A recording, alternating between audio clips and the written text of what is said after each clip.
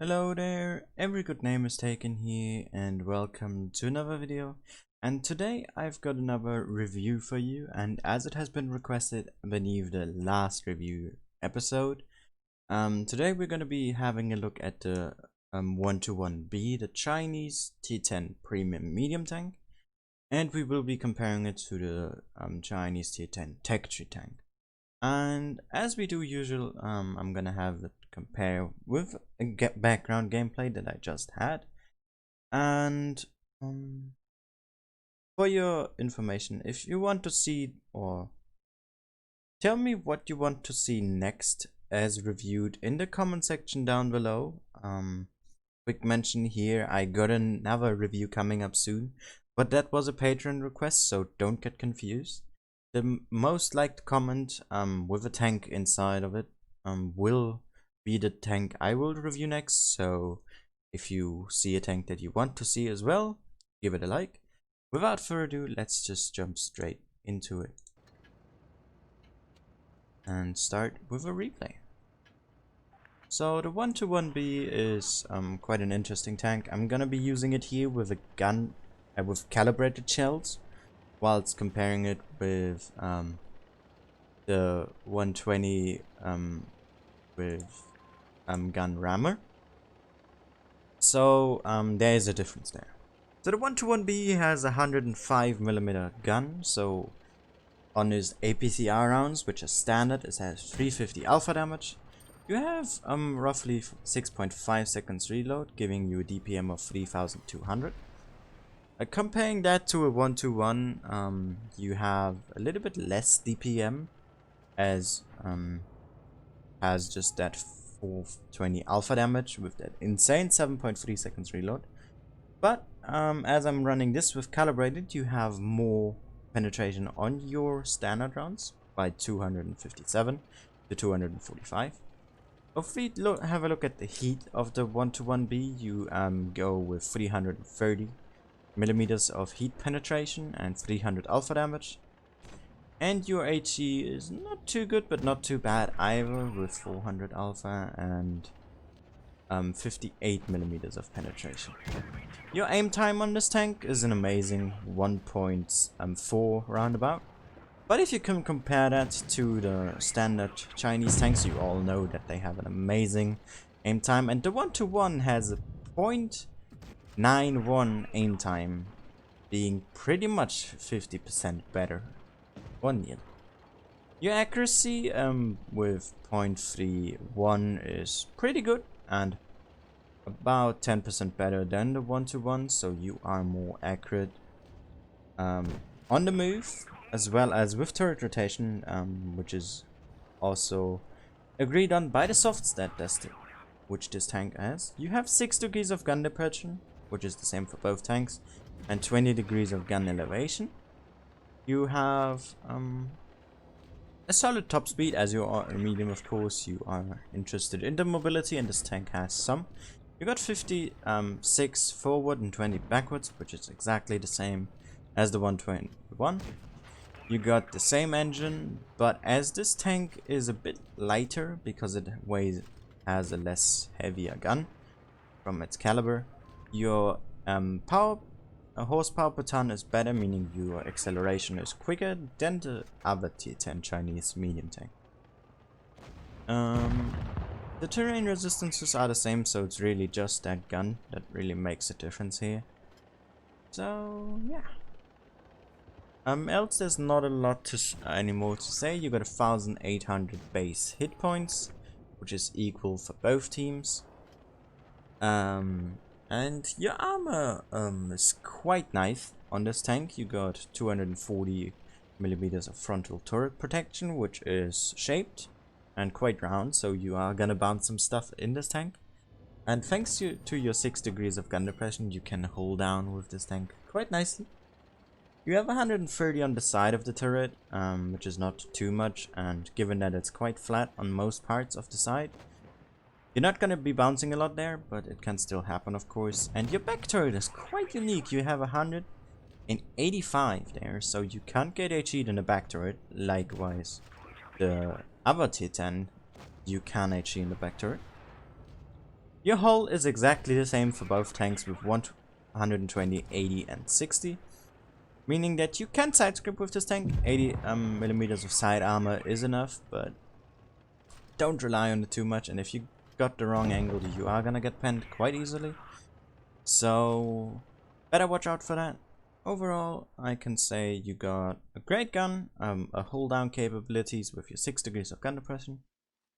And yeah, tank is pretty neat in my eyes. It doesn't have a lot of drawbacks. As I said, 6 degrees is better than most tanks. It's comparable to Russian medium playstyle, with just more alpha damage, as all of the Russian mediums have 310 alpha. This is 350. And before I forget, let's have a quick rundown of what equipment I'm using. I'm running this with adrenaline and double repair kit, with double food and a better fuel. A little bit of everything. I like to carry a lot of HE unless, like, when there's someone hold down, I can't pen him, just shoot HE to do some damage, or module damage can also really help. As I say, I go with calibrated shells, as if I do it without, you only have 300 heat pen, and that's not quite enough for most tier 10 heavy tanks, so I'd like to have that 330. I'm going with the extra aim time. It is already amazing, but just tuning it down a little bit more will be nice. You're not gonna be ramming in this thing. You don't weigh a lot with, like, what was it, 36 or 37 tons, and you aren't that quick enough for it ramming anyway. So I would recommend going for a defense system.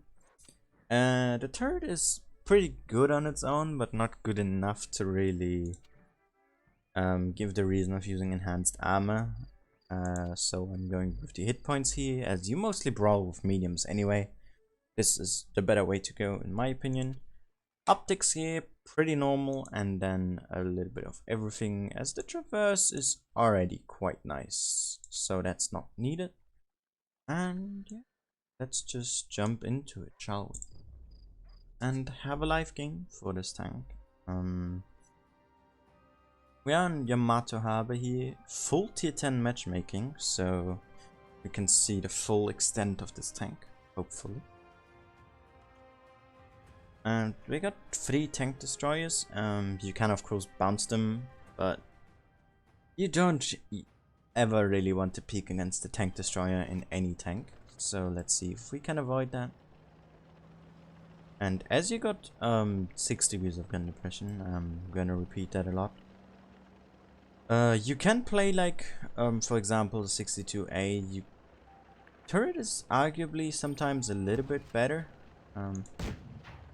Because the shape is a bit more angled and round, but your cheeks are weaker, as they are more flattened towards the center. So you gotta be careful with that. You can wiggle your turret and stuff to make them bounce.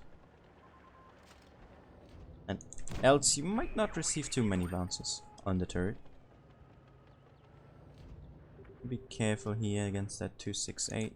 Don't want to get penned by him necessarily. And there is a grill. Fortunate for me, he missed his shot. And we can snapshot one right back into him. 6-8, there's a one shot. Didn't quite hit the lower plate, so we bounced. And I'd like to attack this prototype, this Progetto here. But as the 268 is still behind him, we're not just gonna do that yet. But seeing as my team is pushing in, I should probably do the same. We actually hit and penned the 268, but unfortunately low rolled by quite a bit, so let's push in here, track the Progetto, load the HE, force back to do some extra damage if we can. We can't. Let's switch to the APCR, because we saw his track and HE doesn't do well against tracks, as most of you should know, so APCR is doing the job there just fine. We are a little bit behind here. Was probably unnecessary for me to peek like that.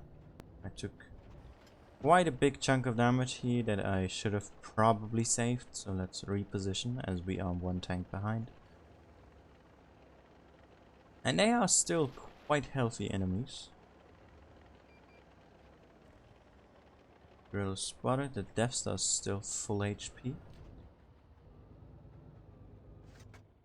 Load the HE, aim full in. All the shots have to hit now and do damage, as we can't afford to miss or bounce any. Or rather, not penetrate. I'm not sure, but it seems to me that the Death Star is AFK, but he still spots for the enemy team, so let's pick him up quickly and help our Predator save one shell for his reload. Drill has been picked up. 7 Heavy has shot once, has shot twice. I'm gonna risk shooting now, as I didn't want to really lose too much hit points in case he is spotting me. Let's help that Predator here, as he is getting attacked by that 30B. Good pen there on the move, and he bounced on the turret, and that's what I was talking about earlier. As this is having quite a lot of angles, you can bounce some stuff with your turret. But of course you could also bounce on your enemies, so have to look out for that. There's the 57 Heavy. Let's play hold down against him. We unfortunately took an AP there through the hole, I believe, as I was showing a bit too much. But overall, this tank is performing quite nice. If you are familiar with the Russian medium playstyle, you will have the hang of this tank quite quickly. It just has a bit more alpha damage, making trading more comfortable than with any of the other medium tanks. Projector there unfortunately has been picked off by the 57 Heavy. But I will go around from here. I do not believe he's gonna be affecting this. But as a safety measure, I'm going a bit more around. And he actually did spot me out here. I'm gonna try to side scrape with this tank. As I said earlier, this can work with 80mm of side armor. Let's proxy spot him.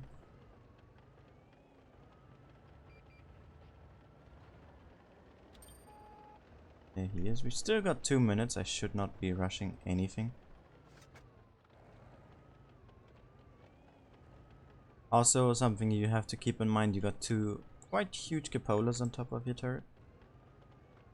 So, hold down might not always be the wisest choice, especially if your enemy has the started or the better angle, so to say. Or be a bit funny if he has a high ground. 57 Heavy made the mistake, shot heat straight through his turret, and we were able to pick up the win here. Quite clutch actually in the end. For a nice first class 4.4k damage with 4 kills, and what in my eyes is a very solid performance on this tank. I've seen some statistics the other day that show that this is the worst played tier 10 medium currently. Not sure as to why that is the case, which is quite surprising considering how good this tank can perform. But yeah, this is my opinion and my review on this tank. Please let me know in the comment section which tank you would like to see me review next. I hope you enjoyed this one, and see you all again next time. Bye bye.